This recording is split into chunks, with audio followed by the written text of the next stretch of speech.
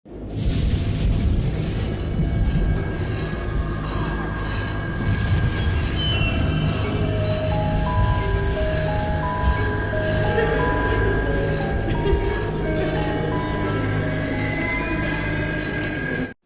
semua, hari ini kita akan membahas kasus yang berasal dari Depok.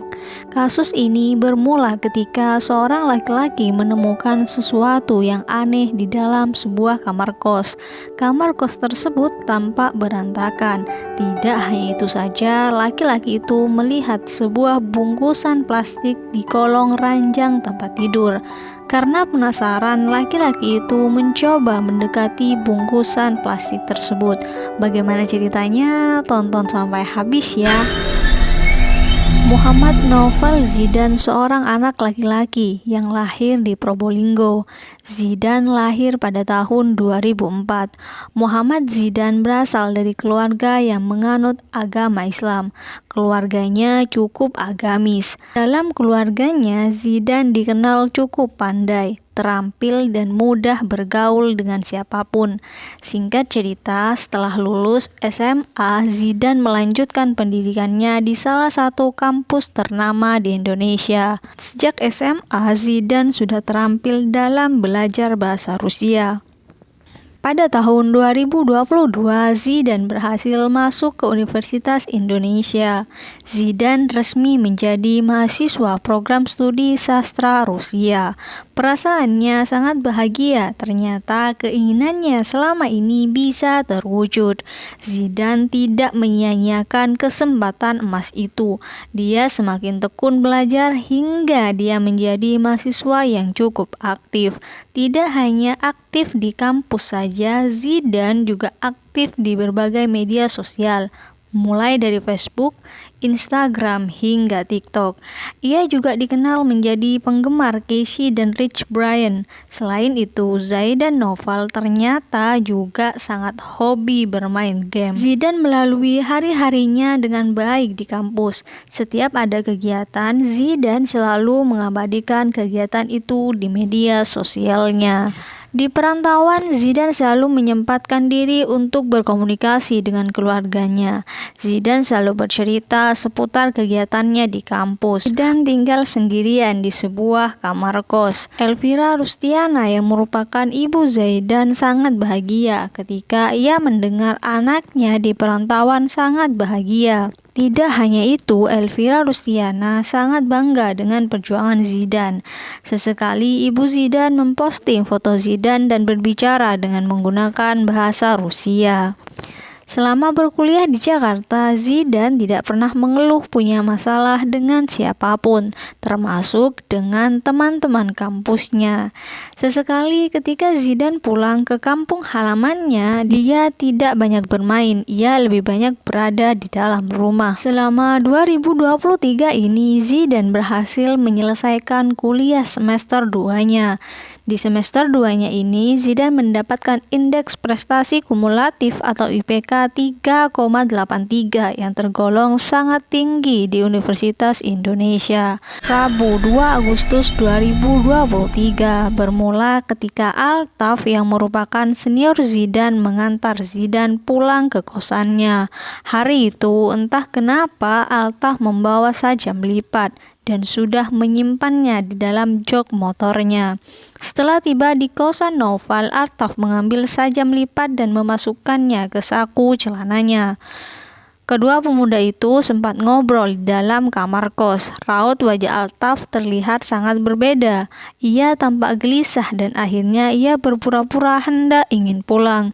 Ketika Zidan berbalik badan, Altaf langsung menjulurkan sajam lipat yang dibawanya, kemudian melayangkan benda itu ke badan Zidan.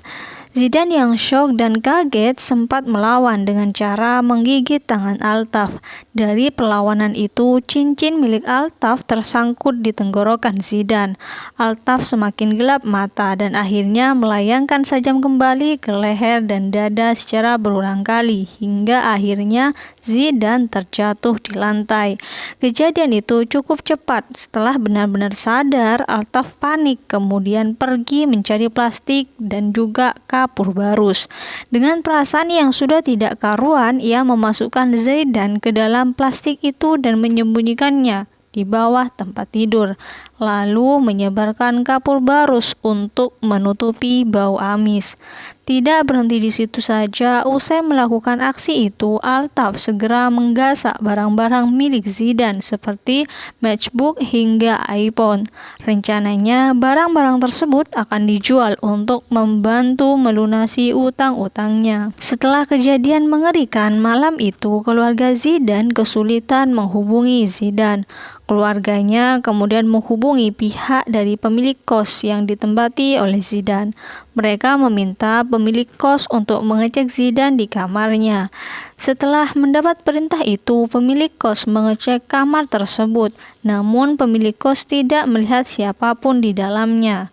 Kamarnya juga tampak berantakan. Keesokan harinya, Kamis 3 Agustus 2023, pihak keluarga terus-menerus menghubungi Zidan. Karena tak kunjung menerima respon dari Zidan, akhirnya pihak keluarga meminta Teguh yang merupakan paman Zidan sendiri untuk mengecek langsung. Teguh yang merupakan paman Zidan mendatangi kos yang sudah beberapa bulan ini ditempati oleh Zidan pada tanggal 4 Agustus 2023. Teguh datang atas permintaan ibu Zidan.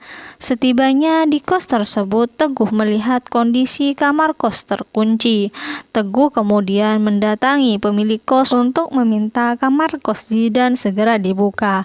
Saat kamar terbuka, Teguh melihat kondisi kamar seperti yang diceritakan oleh pemilik kos, yakni berantakan.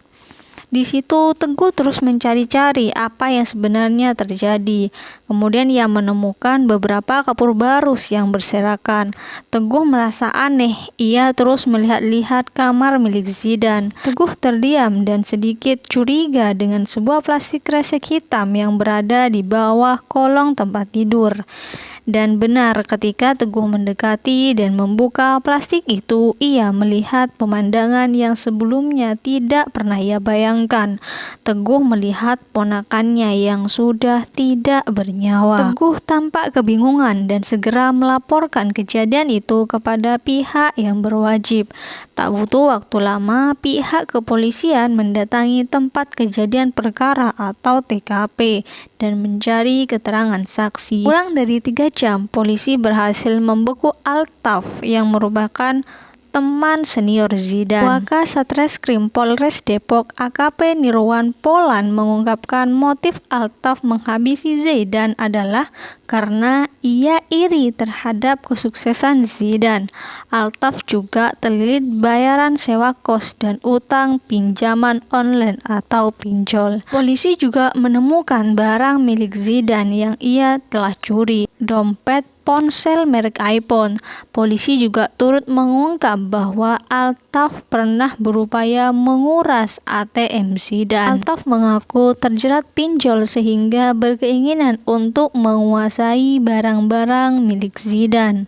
Altaf menyebut dirinya tidak mempunyai harapan lagi. Ia mengaku sudah mencoba berbagai cara untuk menyelesaikan permasalahan pinjol tersebut, namun hasilnya nihil. Salah satu hal yang mengejutkan adalah ketika polisi merilis keterangan yakni cincin milik Altaf sempat tertinggal di tenggorokan Zidan yang sempat melakukan perlawanan sebelum dihabisi oleh Altaf. Altaf juga meminta maaf kepada pihak keluarga dan pihak-pihak lain yang dirugikan atas perbuatannya. Selanjutnya, polisi telah menetapkan mahasiswa UI ini yang merupakan senior Zidan yang bernama Altaf berusia sekitar 23 tahun sebagai tersangka. Itulah cerita mengenai seorang mahasiswa semester 2 Universitas Indonesia yang Malang. Bagaimana menurut kalian? Silakan komen di kolom komentar. Semua informasi yang disampaikan dari awal hingga akhir berdasarkan artikel-artikel yang sudah tersebar di internet. Terima kasih untuk kalian yang sudah nonton sampai habis. Jangan lupa di like, komen, serta share ke sosial media kalian. Jangan lupa di subscribe juga. Kita ketemu di konten-konten selanjutnya. Terima kasih.